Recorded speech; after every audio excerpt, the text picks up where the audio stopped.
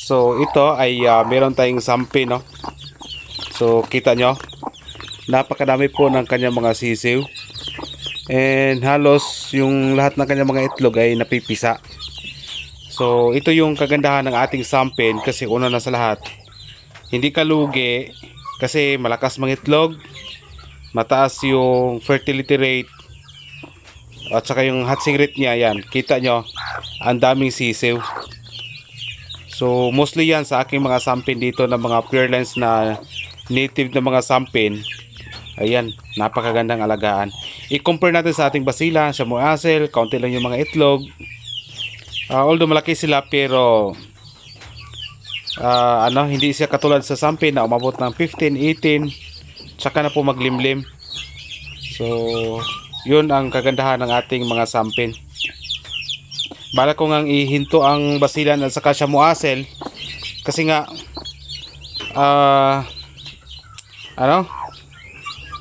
mas maganda ang sampin for meat, yung sampin. So yan, 3, sandali lang, yan iba, yan o, 5,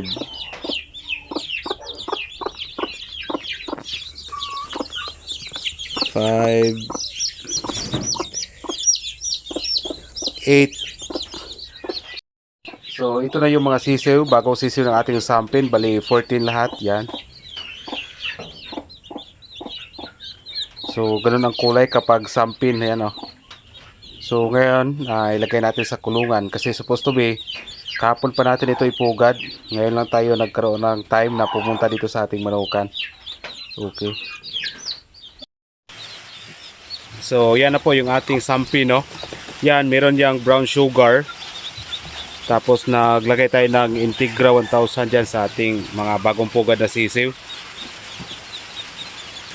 So ang kagandahan lang ng ng sampin, una-una yung sabi ko nga kanina, hindi ka lugi dito dahil sa pangingitlog pa lang nila, bawing-bawi ka na.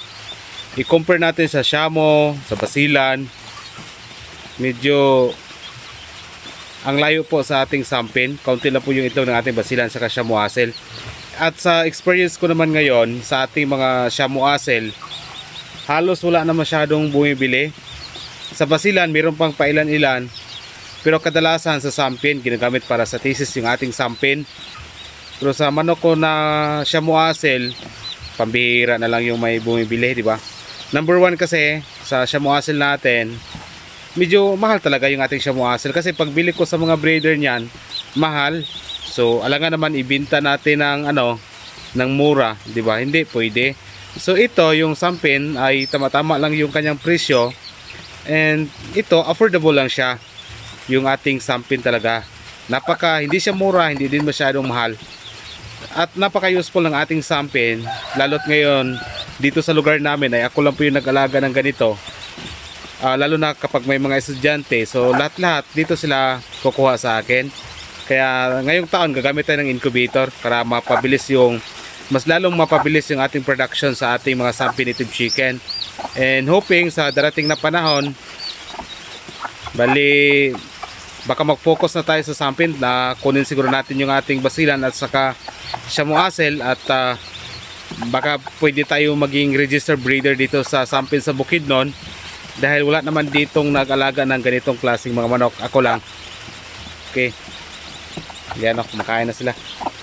Ilapit siguro natin yung ating patubig.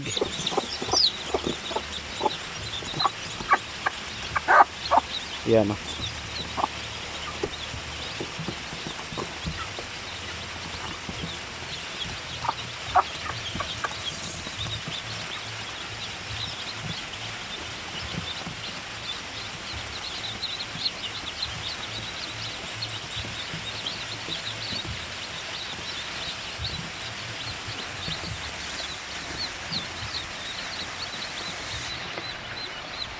Ito, nasa kalakasan pa sila mangitlog, kasi nga 1 year mahigit pa itong ating sampin. Ang basilan ganun din, kung meron kong 1 year na na basilan dito, hindi naman gaano kalakas mangitlog, di ba? Iba sa ating mga sampin talaga.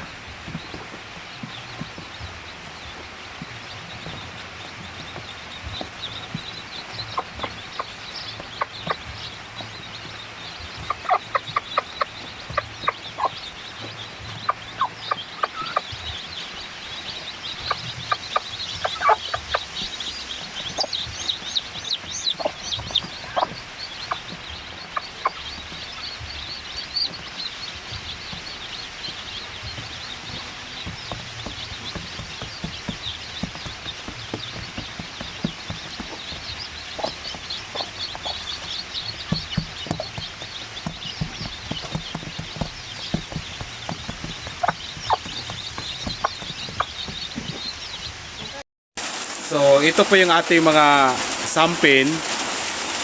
At yung isa yan, yung abuhin, ay basilan po yan kasi walang abuhin na sampin. Okay, yan lang yung nag-iisa na basilan. Lahat na yan ay mga sampin po yan.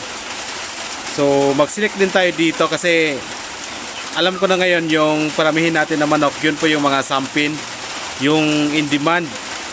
Maganda sila kasi maganda ang lasa ng kanilang itlog, masarap ang karne.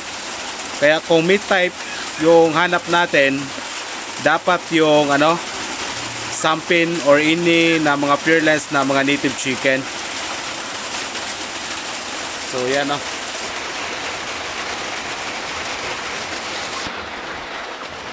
malakas kasi ang ulan, kaya medyo maingay yung ating pagkuha ng video ngayon.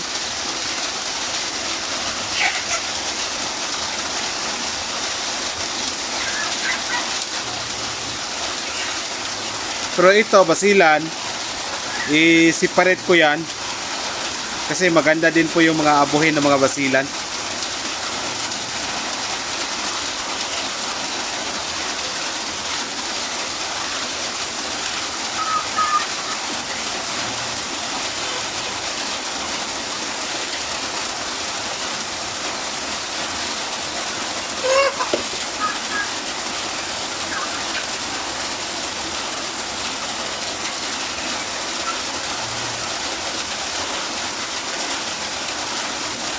Kung mag-alaga kayo ng sampin, ang pinaka the best na gawin nyo para sa akin, mag-invest kayo ng incubator. Ako, mali yung una ko kasi hindi ako bumili ng incubator. Kasi malakas mangitlog yung ating mga sampin native chicken. Kaya mabilis lang siyang paramihin. So abangan nyo mga ngayong taon, basta within this year may incubator na tayo. I-upgrade na natin yung ating pag-alaga ng mga native chicken. Wala nang maglilimlim dapat. Kasi sayang yung panahon. Lugi ka kung magpalimlim ka.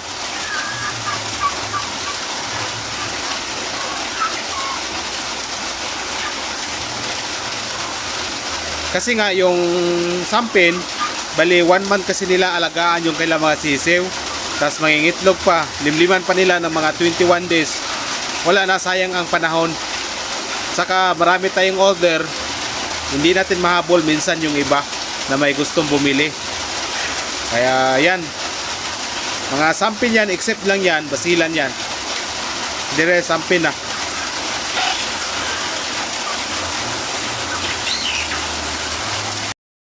So sa ating range area, yan po sila lahat. Dami nila. Yan maulan. So dito na lang ako nagpapakain kasi alas 3 na.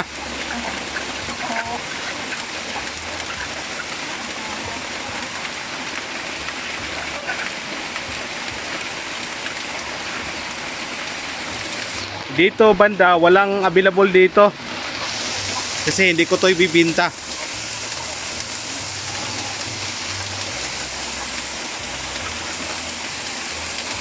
Iwan ko lang kung bakit kaya sa mga shamu asil natin ngayon medyo pambihira na lang yung maghanap ng shamu asil. Kadalasan sampin, tapos basilan. Ayan, kadalasan yung shamu asil halos wala na. Kaya tayo na nag-alaga ng manok ay siyempre malalaman natin kung alin yung pinakamabenta. Sa akin ngayon sampin talaga, to be honest.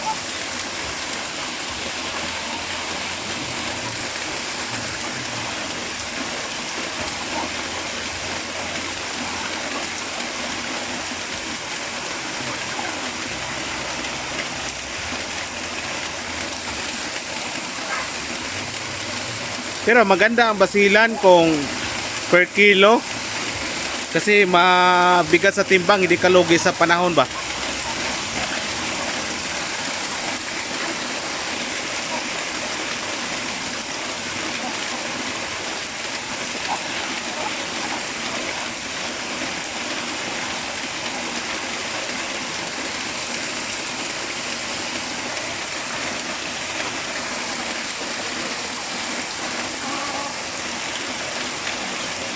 Rain or shine, nandito tayo sa ating manukan.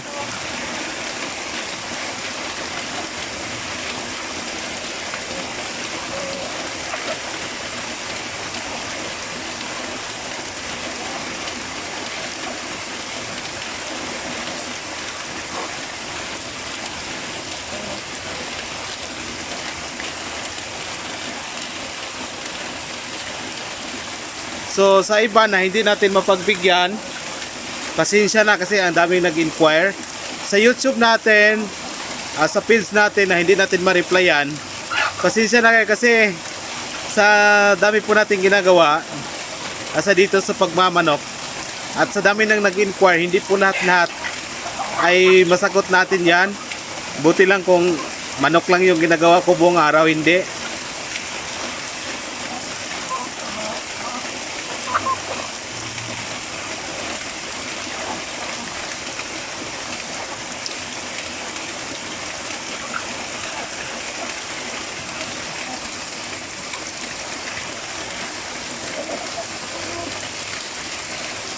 Ito, basilan, example basilan. Oh, ang ganda basilan, no? Ganda ng kulay, malaki rin. Mga 3 months old ata yan.